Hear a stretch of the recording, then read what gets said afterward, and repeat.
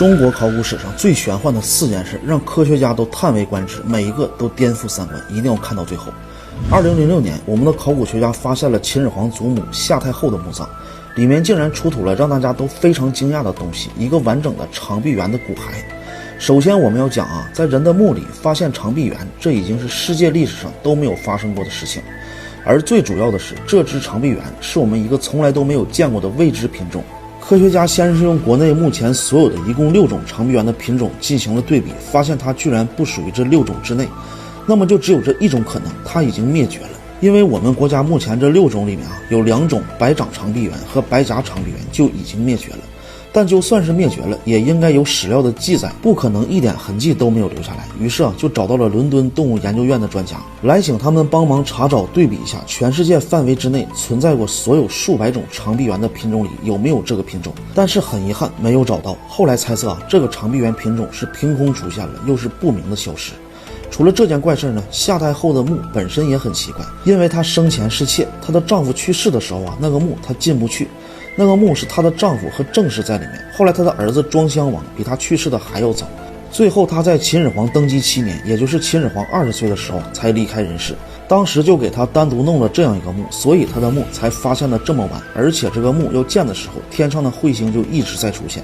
她当时还和秦始皇说，我向东就能看见我儿子的墓，向西就能看到我丈夫的墓，我的这个墓是个风水宝地，将来一定会成为一个大城市。然而他这个2000多年的预言我们现在看来确实真的应验了。第二个，我们看这张图，这是一张1953年发现的敦煌壁画，画面中呢是一个和尚牵着一匹马，旁边还有个猴头猴脑的徒弟，徒弟的头上还戴上一个金箍。这张图凡是一个中国人都能读得懂，这就是《西游记》。但是让我们百思不得其解的是呢，这幅壁画出现在玉林窟，而专家后来测定它刻画于唐朝中晚期。按照时间线，我们看这要比明代作家吴承恩写《西游记》还要早上300年以上，这就足以证明吴承恩在写《西游记》的时候，一定有我们后人不知道的参照物。而我们再根据敦煌壁画做详细的历史挖掘，孙悟空他也真的是有原型的，并且他还是一个胡人，名叫石盘陀。第三个呢，当年诸葛亮7擒孟获的时候，他们的部队碰到了一个无比神秘的民族。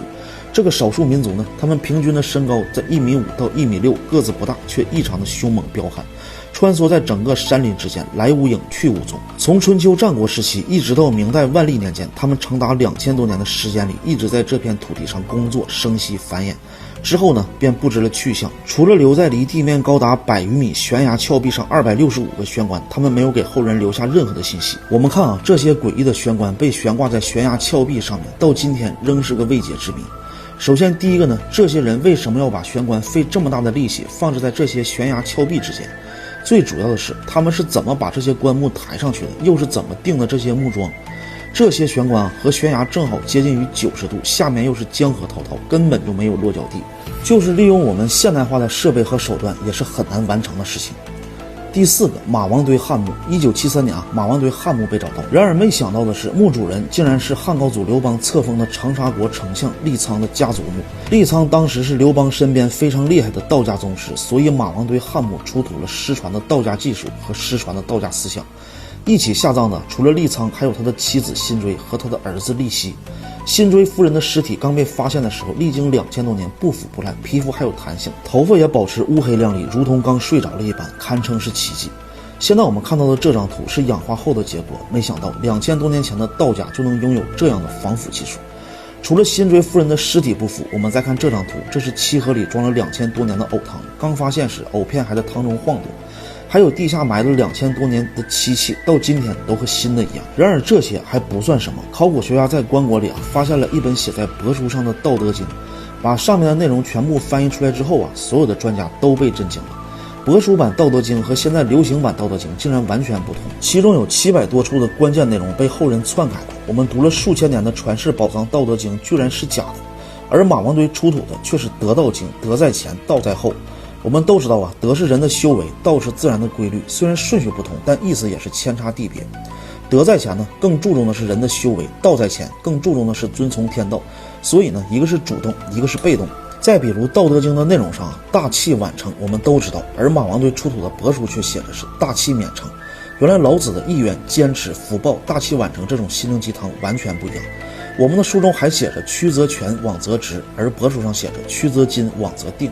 原来老子他不是想让我们委曲求全，而是想让我们勇敢的面对。我们的书中还写着与善人，言善信，而马王堆出土的帛书上写着于善信。原来真正的原文和仁义一点关系都没有。我们的书中还说上善若水，水利万物而不争，而出土的帛书竟然是上善治水，水利万物而有敬。原来真正的道家的本意和不争逃避也是没有任何关系的。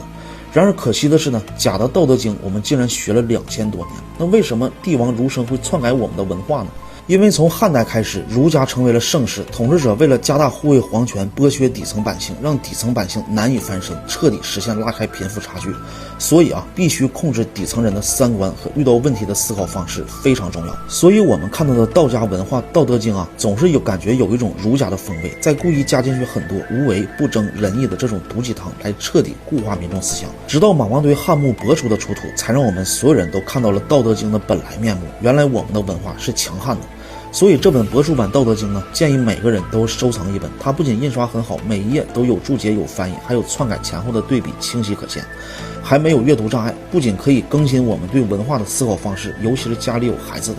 一定要接受最正确的文化教育，这对今后的发展它极为重要。这本书呢，我就放在购物车里了。